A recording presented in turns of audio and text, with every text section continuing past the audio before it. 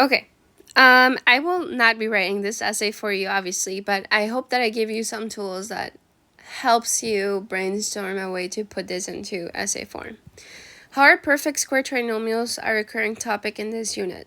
Use all of the words from the word bank. Okay.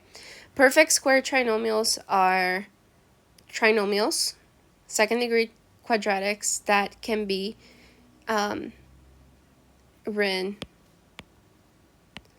like this when they are in factored form. So x plus or minus a squared, as opposed to being x plus a times x plus or minus b, where these two numbers are different. The way that you get, hold on, let me write the general formula.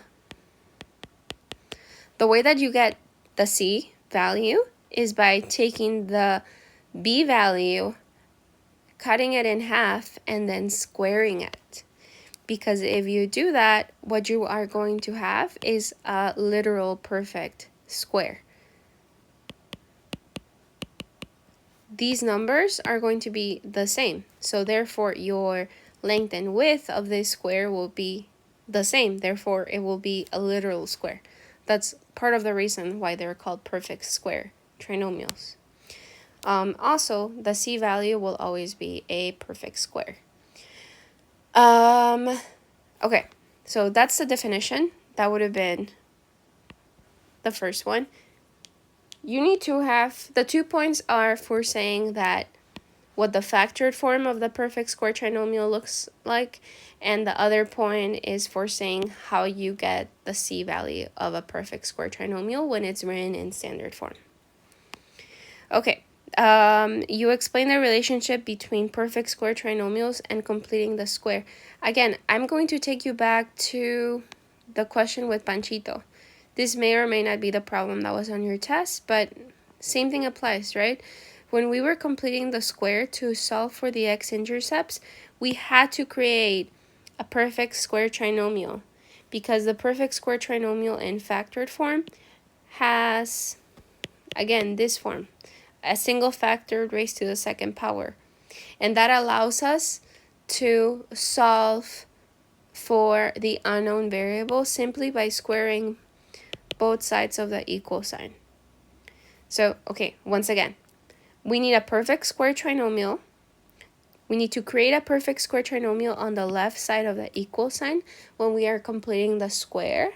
And we also require a perfect square trinomial in factored form once we have completed the square to solve a quadratic equation. So that would have given you these 2 points. You explain the relationship between a perfect square trinomial and a discriminant. Okay, I'm actually not going to give you this answer, but what are some perfect square trinomials? X squared plus 8x plus 16 and x squared plus 10x plus 25. I'll give you one more. Plus 36. Find the discriminant of these three. What do you notice? Remember, the formula for discriminant is b squared minus 4ac. You will notice something, and that's going to be the thing that you write down for this question. And then lastly, explain the relationship between a perfect square trinomial and converting to vertex form. Okay, same thing. You notice that here.